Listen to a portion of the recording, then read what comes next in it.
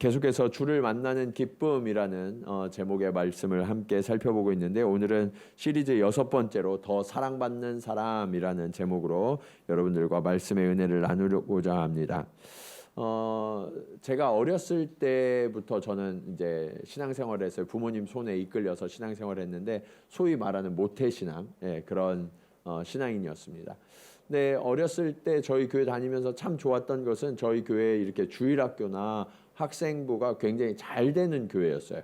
어른 숫자만큼이나 우리 주일학교 학생들이 많이 있어서 참 즐겁고 행복하게 신앙생활을 했었는데 고2, 고3 되면서 한 가지 의문이 생겼어요. 그게 뭐냐면 저희 교회 정말 신앙으로 이 학생회가 잘 되고 있었고 뭐 학교 끝나면 매일 뭐 몇 시에 끝나든 와서 학생들이 다 기도하고 집으로 귀가하는 그런 이 학생회가 참 열정이 있고 뜨거운 기도가 넘치는 그런 교회였는데 한 가지 제가 볼 때 이렇게 좀 문제점이 있었는데 그게 뭐냐면 고3이 되면 교회에 잘 안 나오시더라고요. 공부에 집중하는 분위기였던 것 같아요. 교회 전체가. 그래서 고3이 되면 이렇게 형들이나 누나들이 안 나오기 시작하는데 제가 고3이 될 때 좀 걱정이 되는 거예요. 나도 그래야 되나? 그런 걱정이 막 되는 거예요. 고3이 됐어요. 고3이 돼서 계속 저는 변함없이 예배에 참석하고 그렇게 했는데 왠지 집사님들이 쳐다보는 눈빛이 너는 공부 안 하냐 이런 눈빛으로 쳐다보는 것 같아요. 아무도 그런 말씀 하지 않으시는데 제 혼자서 그런 생각이 드는 거예요. 계속 그런 마음에 이 무거운 마음을 갖고 예배를 드리다가 한 2학기쯤 됐는데 야 이거 나도 조금 공부에 전념해야 될 때가 된 게 아닐까라는 생각이 스스로 들더라고요. 어느 날 그런 생각이 들었어요. 아 내가 이제 나도 다른 친구들처럼 이 주일에 이제 얼마 안 남았으니까 시험 때까지 얼마 안 남았으니까 나도 도서관에서 공부를 좀 해야 될 것 같다. 사람들이 자꾸 이상하게 쳐다보는 것 같다. 그런 시선의 따가움이 느껴져서 그렇게 결단을 하고 어느 주일날 드디어 이제 제가 교회를 안 가기로 작정을 하고 가방을 도서관에 가려고 공부할 가방을 쌌어요. 공부할 가방을 싸고 그리고 이제 나왔는데 막 이게 교회를 안 가는 게 막 마음으로도 너무 무겁고 하다 보니까 저도 모르는 사이에 교회 앞에 왔어요. 늘 습관처럼 돼 있어서 교회 앞으로 이미 제 발걸음이 와 있더라고요. 근데 이미 왔는데 어떻게 또 집사님들 앞에 계시고 인사도 했고 그래서 문을 열고 들어가는데 그때 들려오는 찬송이 이런 거였어요. 어서 돌아오. 그런데 그 찬송이요. 가사 하나하나가 제 가슴에 박히는 거예요. 그러면서 주님이 제가 오기를 얼마나 기다리고 계셨는지 그 찬송의 가사가 이렇게 반복되는데 찬송을 부를 수가 없는 거예요. 너무 눈물이 나서 눈물이 계속해서 쏟아지는데 주체가 되지 않아요. 어떻게 그 예배를 진행했는지 모르겠어요. 심지어는 안수 집사님이 나오셔서 기도를 하시는데 사실 안수 집사님들 기도할 때 제가 큰 은혜를 그때까지 받지 못했었거든요. 근데 그날은 안수 집사님이 드리시는 그 기도가 정말 하나님께 올려드리는 향기로운 제물처럼 느껴지면서 그 기도에 이전에 느낄 수 없었던 감동과 은혜를 깊이 경험하게 됐어요. 찬송도 말씀도 모든 예배 순서마다 하나님이 제 마음을 아시고 제 마음을 꼭 붙들어서 내가 너를 사랑한다. 내가 너를 지켜줄 거야. 너를 인도할 거야. 염려하지 마. 이런 말씀으로 들려오는데요. 정말 펑펑 울면서 그 예배를 드렸어요. 그리고 남은 고3의 시간도 변함없이 하나님 앞에 나와서 예배하는 그런 예배자가 되었습니다. 그런데 오늘 말씀해 보시면 저는 한 사람이 예배를 드려야 되나 말아야 되나를 고민했다면 오늘 본문에는 예배를 신령과 진정으로 드렸던 한 사람과 형식적으로 그냥 의무감에서 주님을 만났던 한 사람의 이야기가 나와요. 저는 오늘 이 말씀을 통해서 저와 여러분이 오늘 드리는 예배가 하나님 앞에 어떻게 드려지고 있는지를 다시 한번 점검하고 신령과 진정으로 예배하는 예배자가 되기를 간절히 축원합니다. 자, 그러면 우리가 어떻게 하면 하나님이 받으시는 참 예배자가 될 수 있을 것인가? 첫 번째로 형식적인 만남을 넘어서셔야 돼요. 오늘 본문을 보시면 한 바리새인이 예수님을 자신의 집에 초대해서 식사를 대접합니다. 36절 말씀 우리 같이 한번 읽어볼까요? 자, 시작.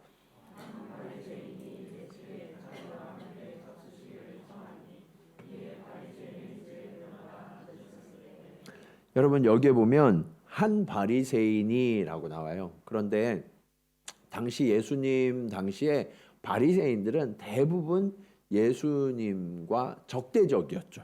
우리가 성경을 보면 그것들을 알 수 있잖아요. 그래서 여기에 한 바리새인이라는 뉘앙스는 원어의 뉘앙스는 바리새인들 중에 한 사람이 그런 이야기가 아니라 예수님을 적대하던 바리새인 무리들 중에 한 사람이라는 뜻이에요.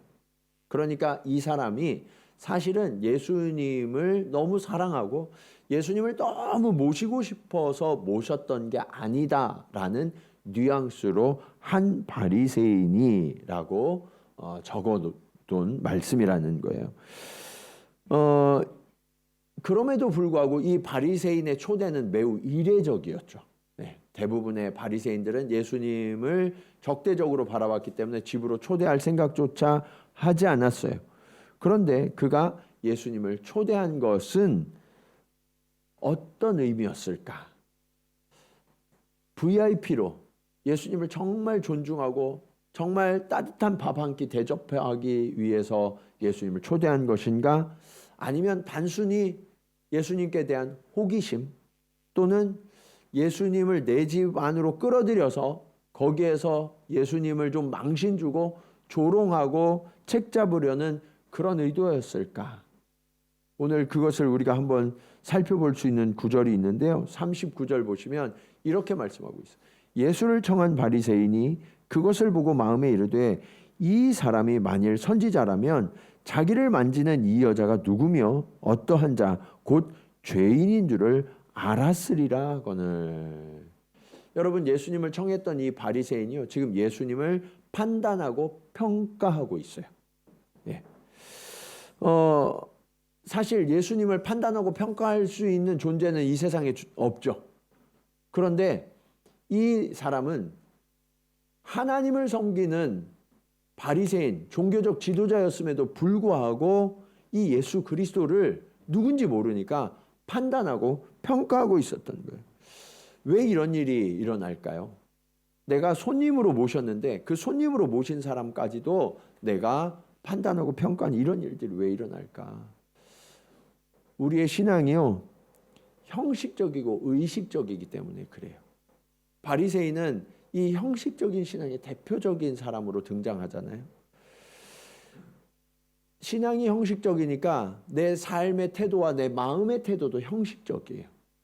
그래서 내가 정해놓은 기준, 그것이 기준이 되어서 옳고 그름을 판단하고 선악을 판단해서 그 기준에 맞으면 좋은 사람, 기준에 벗어나면 나쁜 사람이 되어버리죠. 지난주에 우리가 백부장의 믿음은 예수님을 존경하는 믿음이었다라는 것을 함께 살펴봤어요. 그런데 오늘 본문의 바리새인은 어때요? 예수님을 존경하는 것처럼 느껴져요? 안 느껴져요? 안 느껴진단 말이에요. 네. 예수님을 집으로 모시기는 했지만 예수님을 존경하지 않고 있었어요. 그랬던 이유는 무엇이냐? 자기 기준으로 내가 의로운 자라고 스스로 교만했기 때문이죠. 여러분 신앙생활하면서 제일 두렵고 우리가 멀리해야 될 게 뭐냐면 교만하는 거예요. 자기 의에 빠지는 거예요. 그런데 오늘 바리새인은 교만했고요. 자기 의에 빠져 있어서 지금 자신의 집에 모신 그 예수님도 판단하고 있었고 그리고 예수님 앞에서 눈물 흘리고 있는 이 여인도 죄인이라고 정죄하고 있었던 거죠. 마음의 긍휼이 전혀 일어나지 않고 있었던 거예요. 왜요? 나는 다른 사람이야 하는 우월감에 빠져 있었기 때문이에요. 그런 그에게 예수님께서 아주 정확하게 지적하시면서 이렇게 말씀하세요. 44절에서 46절 보시면 그 여자를 돌아보시며 시몬에게 이르시되 이 여자를 보느냐 내가 내 집에 들어올 때 너는 내게 발 씻을 물도 주지 아니하였으되 이 여자는 눈물로 내 발을 적시고 그 머리털로 닦았으며 너는 내게 입 맞추지 아니하였으되 그는 내가 들어올 때로부터 내 발에 입 맞추기를 그치지 아니하였으며 너는 내 머리에 감람유도 붓지 아니하였으되 그는 향유를 내 발에 부었느니라. 오늘 이 바리새인의 이름이 나왔어요. 이름이 뭐래요? 시몬이래요. 시몬. 예. 시몬인데 이 시몬이 주님을 초대하기는 했지만 예수님을 초대하면 당시에 이 고대 근동은 건조한 지역이거든요. 그런데다가 너무 건조하고 먼지가 많아서 발에는 샌들을 신고 다니까 항상 더러우니까 손님을 초대하면 종들을 시키든 아니면 본인이 하든 발을 씻도록 하는 것이 그냥 관례였죠. 그리고 그 다음에 손님이 방 안으로 들어오면 반가움의 입맞춤을, 사랑의 입맞춤을 했어요. 그리고 존귀한 분들에게는 머리에 기름을 부었단 말이에요. 그런데 이런 일들을 했어요, 안 했어요? 하지 않았어요. 예수님께 아주 심각한 결례를 끼치고 있었던 거예요. 초대를 해놓고서 예수님을 전혀 존중하지 않고 있었던 거죠. 그런데 그런 시몬의 상태를 한번 보면 예수님을 육체적으로는 만나고 있었어요. 그런데 그의 마음과 영혼으로는 예수님을 만나고 있었어요? 못 만나고 있었어요? 못 만나고 있었다는 거예요. 육체로 예수님과 대면하고 있다고 그래서 예수님을 다 만나는 게 아니라는 것을 우리는 깊이 마음에 새겨야 하는 거예요. 그런데 이것이 이 시몬이라는 바리새인에게만 있었던 일이냐? 그렇지 않아요. 오늘날 교회에 나와서 예배 자리에 앉은 많은 사람들에게도 이런 일들이 반복되고 있더라라는 거죠. 몸은 와 있어요. 내가 어렸을 때부터 신앙생활 했으니까 교회는 당연히 가야지 해서 나도 모르게 그냥 교회에 와서 앉아 있어요. 그런데 어느 때부턴가 말씀이 들리지 않아요. 그리고 예배만 되면 왜 이렇게 졸리는지, 그렇죠? 딴 때는 안 졸린데 예배 때만 되면 그렇게 졸려요. 그리고 찬송을 불러도 기도를 드려도 그 내용이 나한테 하나도 감동이 되지 않는 거예요. 그러면 여러분, 이게 진짜 예배를 드린 걸까요? 그냥 벤치 워머죠. 앉았던 자리만 따뜻하게 했다가 그냥 돌아가는 거예요. 주님을 만난 게 아니에요. 우리가 예배를 드린 게 아니에요. 이런 일들이 있기 때문에 제가 우리 교회 봉사하시는 분들에게는 봉사하는 예배 외에 한 번 더 예배를 드리도록 꼭 부탁을 드려요. 근데 너무나 감사하게 잘 해주고 계세요. 왜 그렇게 말씀을 드리고 부탁을 드리냐면 우리가 예배를 위해서 봉사하고 섬길 때에는 나도 모르는 사이에 내가 해야 될 일들에 내 신경이 집중되어 있어요. 그러면 정말 그 예배를 집중해서 드리고 주님을 만나기가 어려워요. 우리 교회가 지금은 주방이 없는데요. 예전에 주방이 있을 때 보면 밑에 이제 막 냄새 나면 내려가셔야 돼요. 이렇게 집사님들 내려가셔야 돼요. 예배 집중할 수가 없단 말이에요. 우리가 교회 왜 와요, 여러분? 교회 왜 오세요? 교회 오시는 첫 번째 이유는 예배드리기 위함이죠. 주님과의 만남을 위해서 오는 거예요. 이 첫 번째 우선순위가 우리가 잘못된다고 그러면 무언가 우리의 신앙에 문제가 일어날 수밖에 없어요. 그래서 목회자들은 금방 알아요. 성도들의 영적 상태가 지금 어떻다 하는 것을. 여러분들의 예배 드리는 눈빛을 보면 알 수 있거든요.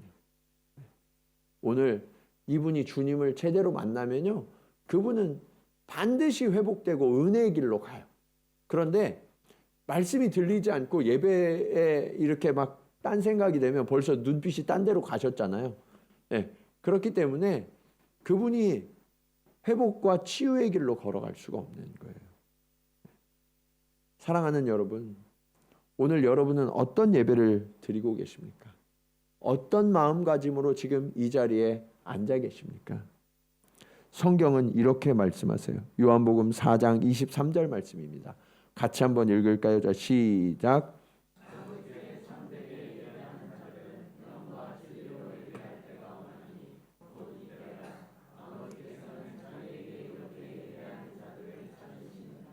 아멘. 여러분, 곧 이때라는 거예요. 지금 오늘 이 순간 이 자리가 아버지를 만날 만한 때임을 믿으시기 바랍니다. 그래서 여러분, 우리가 영과 진리로 하나님을 찾고 예배드려야 하는 거예요. 바라기는 오늘 이 자리에 계신 모든 분들이 영과 진리로 주님을 찾고 그 주님과 깊은 만남을 이루시기를 간절히 축원합니다. 자, 두 번째로 하나님이 받으시는 예배자가 되려고 하면 주님과의 사랑의 만남을 가져야 돼요. 그냥 만나는 게 중요한 것이 아니라 사랑의 교제가 일어나야 된다는 거예요. 오늘 시몬과 달리 이 한 여인, 이 여인은 나올 때부터 예수님을 향한 간절한 기대와 소망을 품고 나왔어요. 여러분, 오늘 주님 앞에 나오면서 어떤 기대와 소망을 좀 품고 나오셨나요? 네. 아멘. 네. 주님 앞에 나올 때 그냥 아무 생각 없이 나오시면 안 돼요. 여러분의 마음을 준비하세요. 네. 아침에 여러분들이 사실 거울 보시고 옷도 입으시고 그럴 때 마음을 준비하셔야 되는 거예요. 네. 내가 가장 정결한 모습으로 주님 앞에 가야 되겠다. 그때 옷만 정결하게 입는 것이 아니라 내 마음을 정결하게 하셔야 돼요. 그래서 나의 마음과 생각을 빼앗는 다른 것들 다 내려놓고 주님께 집중하면서 주님이 내게 들려주실 말씀들을 기대하면서 주님 앞에 나오셔야 되는 거예요. 오늘 37절 말씀 보시면 이 여인이 그랬어요. 그 동네에 죄를 지은 한 여자가 있어 예수께서 바리새인의 집에 앉아 계심을 알고 향유 담은 옥합을 가지고 와서, 이 여인은요 예수님께서 어디 계신지를 계속 주파수를 맞추고 있었던 거예요. 그래서 예수님이 바리새인의 집에 앉아 계시다라는 이야기를 딱 듣자마자 그 예수님을 향해서 갔던 거죠. 그런데 이 여인에 대해서 소개를 하고 있는 이 말씀을 보면 이 여인은 어떤 여자래요? 죄를 지은 여자라는 거예요. 죄를 지은 여자.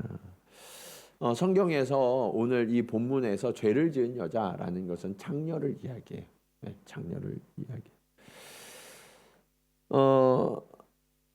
이 여인의 직업이나 이 신분을 바라볼 때 예수님께 이 여인이 가는 그 과정이 쉬웠을까요? 어려웠을까요? 네, 어려웠을 거예요. 우리가 사마리아 여인의 이야기를 알잖아요. 그렇죠? 사마리아 여인은 사람들이 아무도 없는 가장 뜨거운 그 낮 12시에 정오에 물을 기르러 갔어요. 왜요? 손가락 뻗질 받는 것이 너무 싫고 두려워서. 이 여인도 그런 여인이란 말이에요. 그런데 오늘 예수님이 바리새인의 집에 계셔서 그곳을 갔다라는 이 문구를 무미건조하게 여러분들이 읽으시면 안 돼요. 이 여인이 되어서 그 여인이 어떤 마음으로 주님께 갔을까를 한번 생각해 보자고요.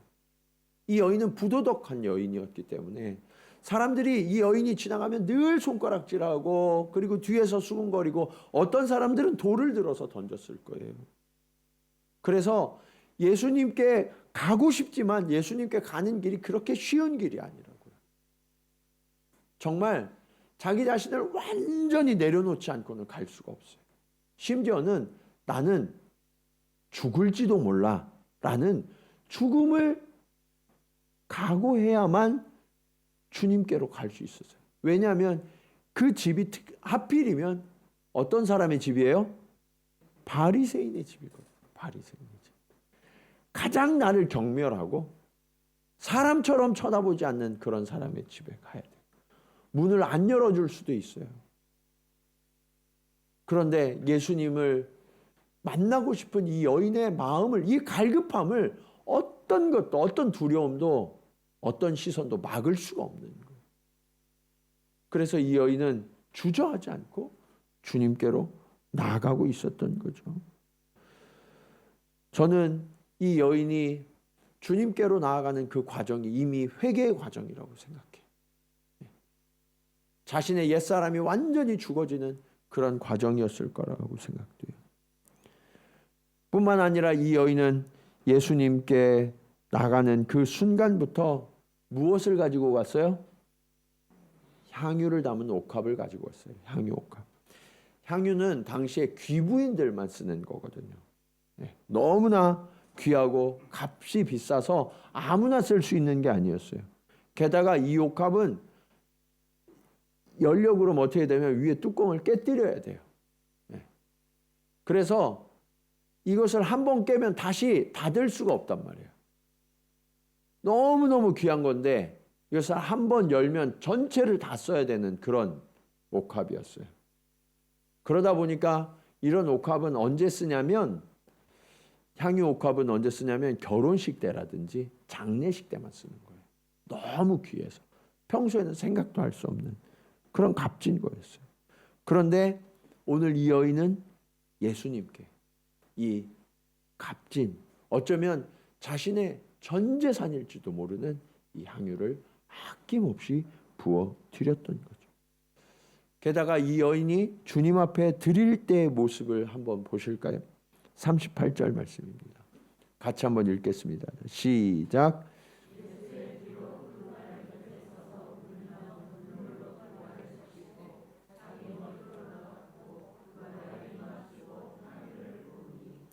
여러분, 이 여인이요, 예수님을 너무너무 만나고 싶어서 찾아왔잖아요.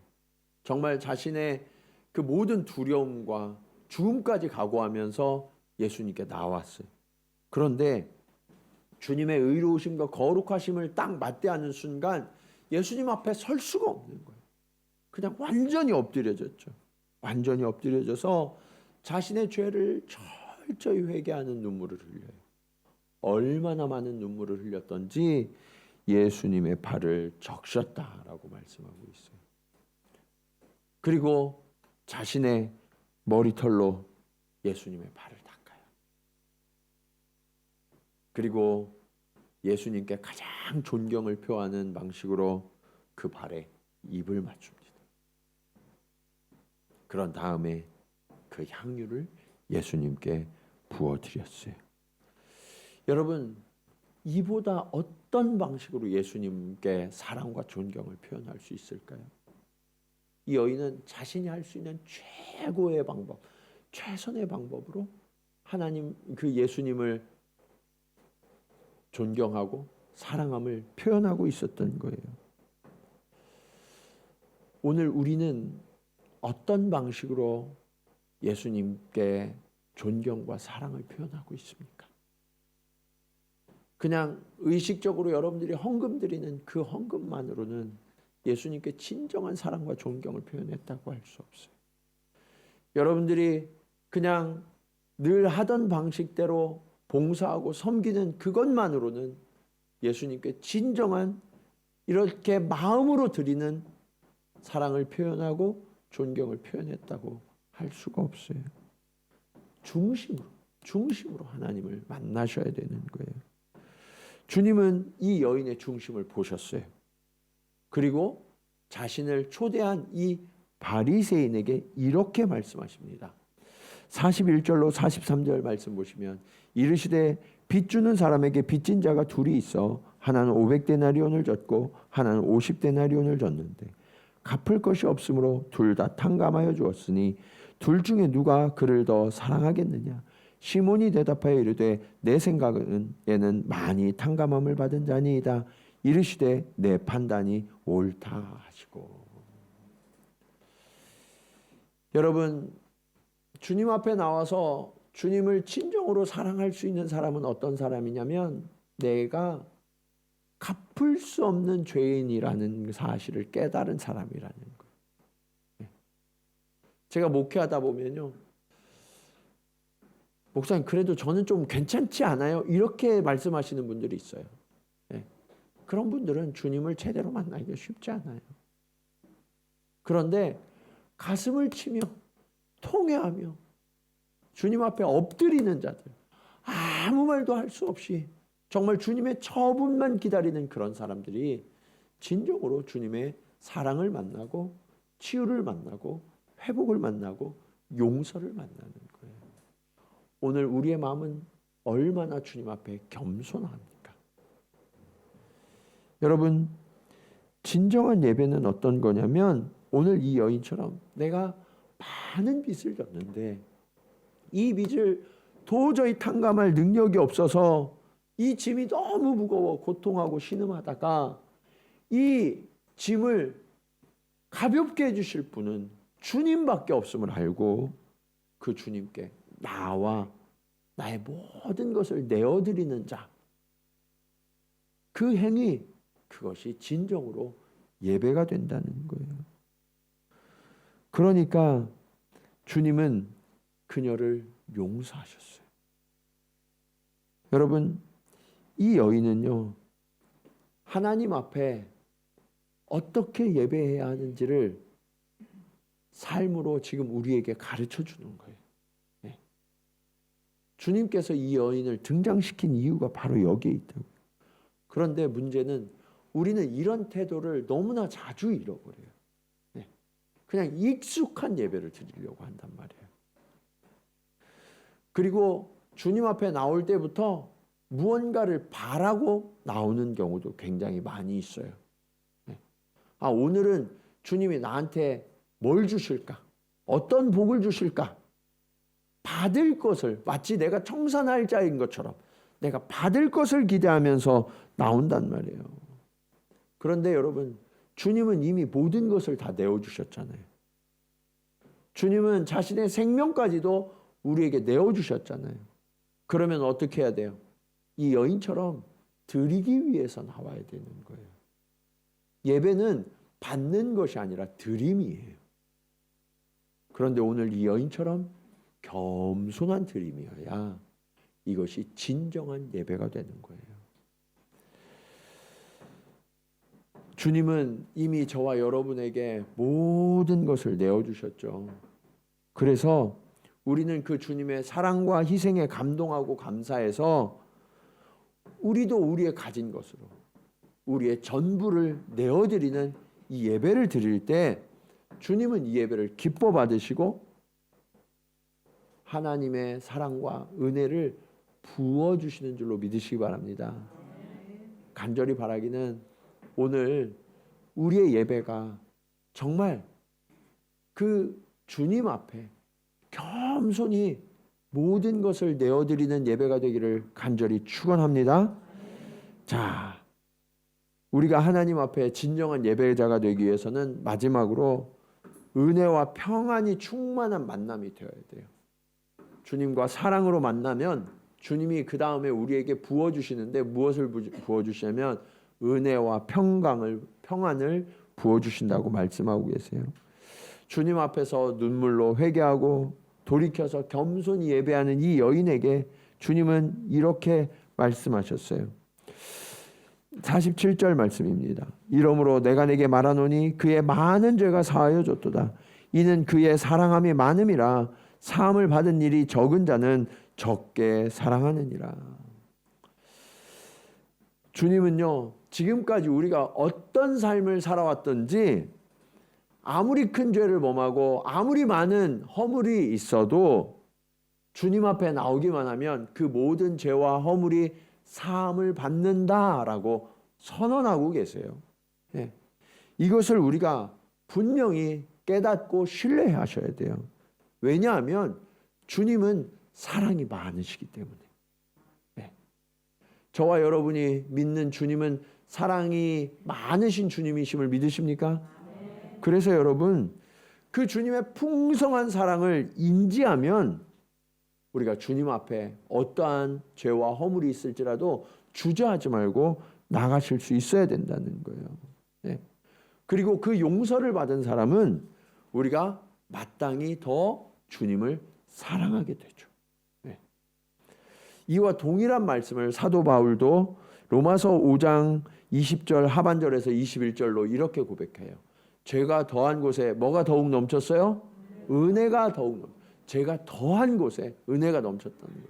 이는 죄가 사망 안에서 왕노릇한 것 같이 은혜도 또한 의로 말미암아 왕노릇하여 우리 주 예수 그리스도로 말미암아 영생에 이르게 하려 함이라.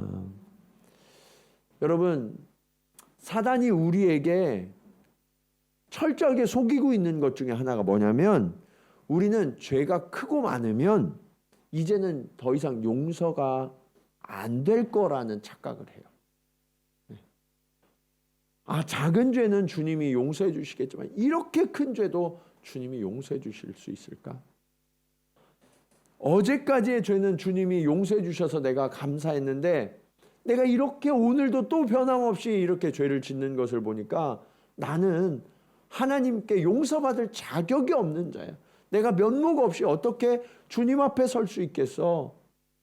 그러니까 나는 이제 이렇게 망하고 말겠구나. 그렇게 생각하는 사람들이 의외로 많다는 거예요. 이것이 사단이 쳐놓은 철저한 덫에 걸린 증거라는 거예요. 주님은 우리를 그렇게 보지 않으세요. 여러분, 의사 앞에서 체면 차리시는 분 계세요, 혹시? 네.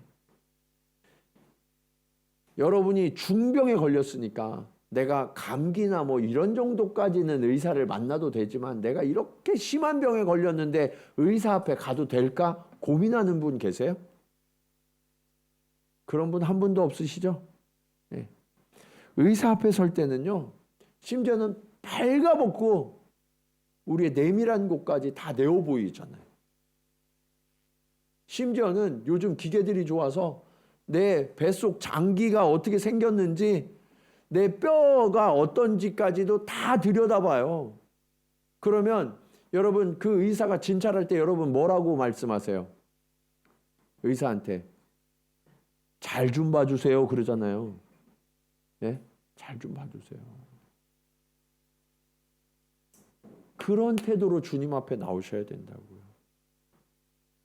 우리가 아무리 큰 죄를 범하였어도, 아무리 허물이 많고 반복되어도 주님 앞에 나오셔야만 우리가 이 죄와 허물의 근본적인 문제를 용서받으실 수 있다고요. 주님은 우리의 창조주세요. 우리를 고치시고 우리를 회복하실 유일한 분은 오직 주님밖에 없어요. 그렇기 때문에 우리는 주저하지 말고 체면 차리지 말고 주님 앞에 나와서 우리의 모든 죄를 낱낱이 고백하셔야 되는 거예요. 주님은 다 아세요. 다 아시지만 우리가 고백하기를 기다리세요. 왜냐하면 그게 회개이기 때문에. 오늘 이 여인처럼 주님 앞에 눈물로 회개하는 자를 주님은 마다하지 않으시고 그 모든 죄를 다 용서하시고 의롭게 하시고 심지어 영생까지 선물하신다라는 것이 저와 여러분을 향한 주님의 약속이라는 거예요. 여러분, 그 약속을 받으면 우리에게 어떤 일이 일어나냐면 50절에 마지막 주님이 이렇게 이 여인을 향하여 말씀하시죠. 같이 한번 읽어볼까요? 자, 시작.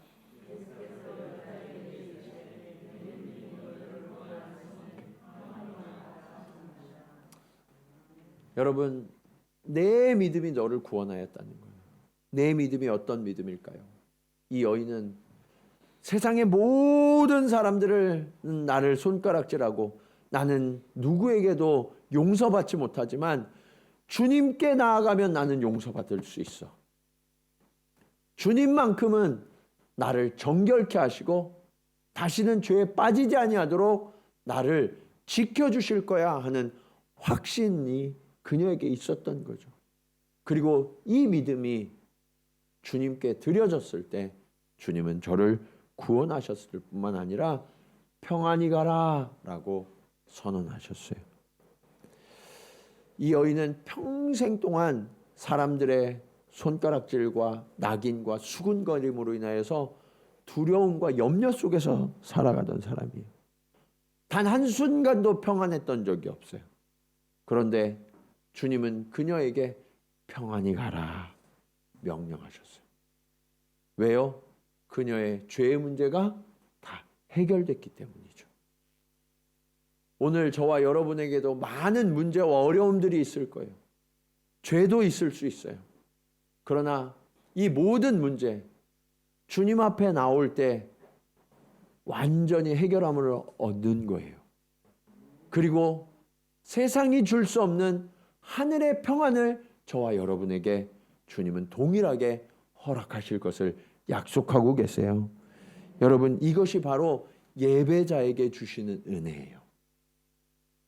오늘 저와 여러분이 이제 반복적이고 형식적인 예배가 아니라 정말 영과 진리로 사랑을 담아서 겸손한 엎드림으로 주님 앞에 예배드릴 때 오늘 주님은 우리의 중심을 보시고 이 여인의 모든 죄를 사하시고 모든 문제를 해결해 주신 것처럼 저와 여러분의 모든 문제도 해결하여 주시고 모든 아픔과 상처를 닦아주시고 하나님의 자유와 하나님의 은혜와 하나님의 평강을 허락하여 주실 줄로 믿습니다.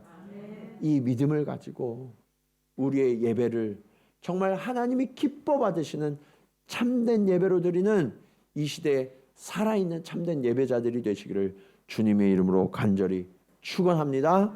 우리 이 시간 말씀을 기억하시면서 함께 찬송으로 고백하기 원합니다. 주님, 그렇습니다. 내 마음 가운데 이 바리새인과 같은 마음이 있습니다.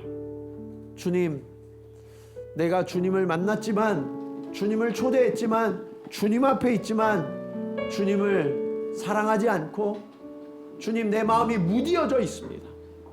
주님, 주님의 크심을 깨닫지 못하고 주님을 존경하지 못하고 아버지 하나님, 나의 의와 나의 옳음을 자랑하는 그런 모습이 우리의 모습임을 주님 회개합니다.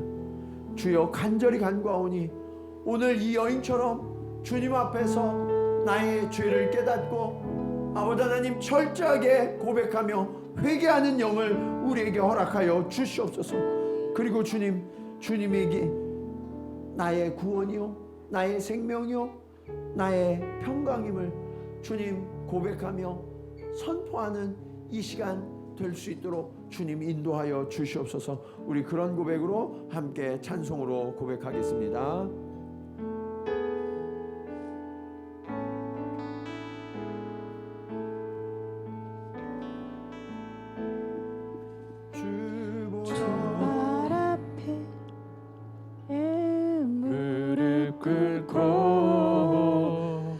그 사랑에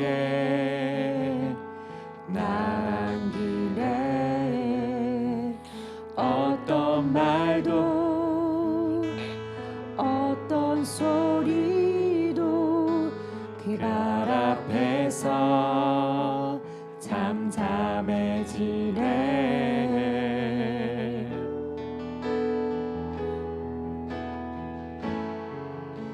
주 나의 사랑 그 발 앞에 앉아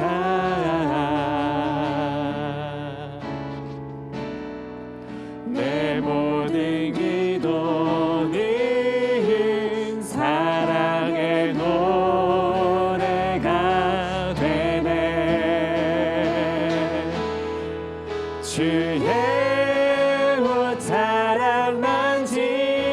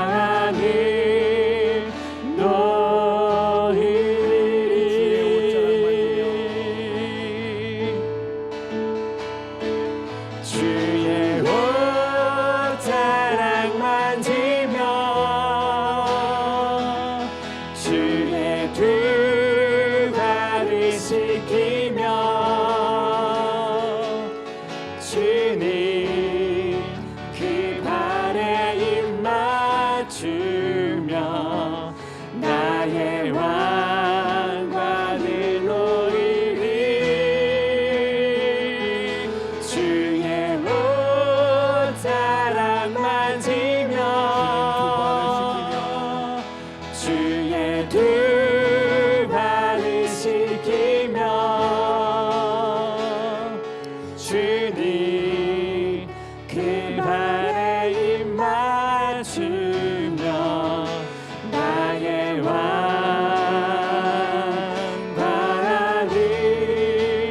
놓이리. 그렇습니다. 오늘 우리는 어떤 예배자입니까?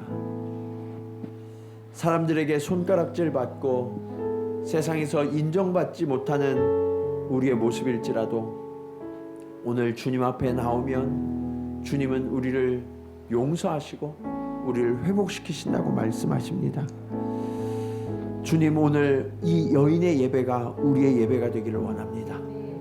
주님 앞에 나올 자격이 없어 주님 앞에 겸손히 엎드리게 하여 주시옵소서.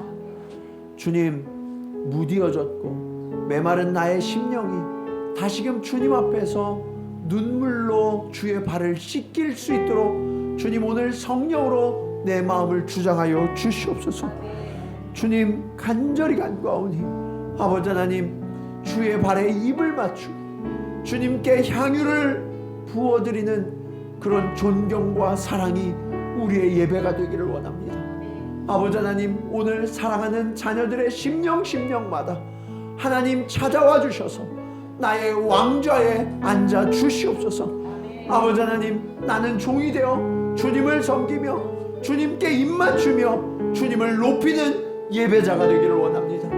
아버지 하나님, 오늘 그렇게 온 성도들이 주님을 신령과 진정으로 예배드리는 예배자가 되게 하시고 이 참된 예배 속에서 하나님의 회복과 하나님의 치유와 하나님의 자유와 하나님의 구원과 하나님의 영생과 하나님의 평안을 누리고 약속받는 주의 자녀들이 되게 하여 주시옵소서. 그리하여서 주님, 오늘 이전을 나갈 때에는 정말 주님을 만난 그 감격과 감동이 살아나서 아버지 하나님, 내가 날마다 주님과 함께하며 주님을 더욱더 사랑하며 주님 가까이 가기를 즐거워하는 주님의 자녀들이 되게 하여 주시옵소서. 우리 간절한 마음으로 함께 기도 드리시겠습니다. 할렐루야. 아버지 하나님, 은혜를 감사합니다. 아버지 하나님, 오늘 주님 앞에 더 사랑받았던 사람은 아버지 하나님 스스로 의롭다 여겼던 바리새인이 아니라 아버지 하나님, 사람들의 눈길을 피해 다니던 아버지 하나님, 이 죄인이었던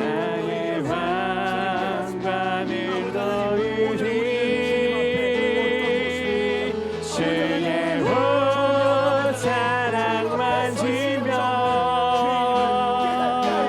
주의 등한을 시키며 주님 그 발에 입 맞추며 나의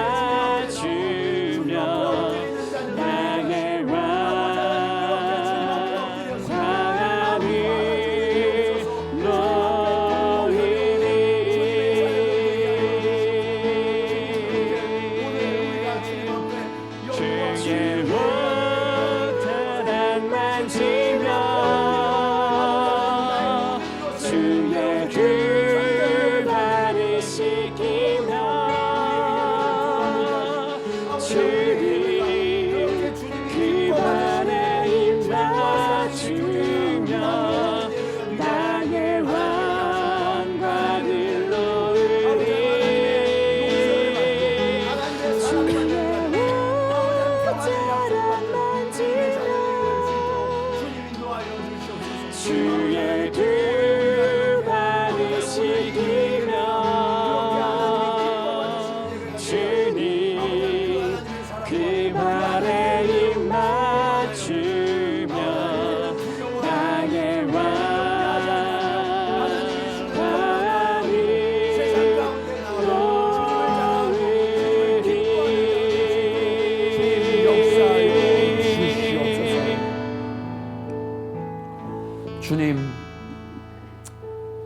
우리의 심령을 돌아볼 때, 우리의 예배드리는 모습을 돌아볼 때 주님, 이전의 뜨거움과 이전의 간절함이 사라져 있는 이들이 있다면 아버지 하나님, 심령이 무디어져서 하나님의 말씀이 깨달아지지 아니하고 하나님, 우리가 찬송을 부를 때에도 그저 입술로만 노래하고 주님, 우리가 기도하지만 그 기도가 하나님 앞에 전심으로 드리는 기도가 아니라 그냥 입술로만 중언부언하는 그런 기도였다면 주님, 이 시간 우리의 심령을 쳐서 아버지 하나님, 우리가 죄인임을 깨달아 알 수 있도록 주님 인도하여 주시옵소서. 아버지 하나님, 오늘 우리가 그렇게 주님 앞에 깨어지기 원합니다. 주님 앞에 무너지기 원합니다. 아버지 하나님, 자고하는 교만한 심령을 주님 굴복시켜 주셔서 주님 앞에 설 자격이 없는 자여서 주님 앞에 엎드리게 하시고, 주님, 내가 주님 앞에 섰을 때 나의 죄와 허물이 너무나 크고 많아서 주님, 눈물로 주님의 발을 적시는 그러한 예배자가 되기를 원합니다. 아버지 하나님, 오늘 그렇게 우리의 심령을 새롭게 하여 주시옵소서. 주님, 우리를 겸손케 하여 주시옵소서. 아버지 하나님, 무디어졌던 모든 심령들이 주의 성령으로 인하여서 아버지 하나님, 이 성령의 단비를 마음껏 흡수할 수 있는 심령으로 바뀌어지도록 주님 역사하여 주시옵소서. 그리고 주님, 이 예배를 통하여서 사랑의 만남이 이루어지기를 원합니다.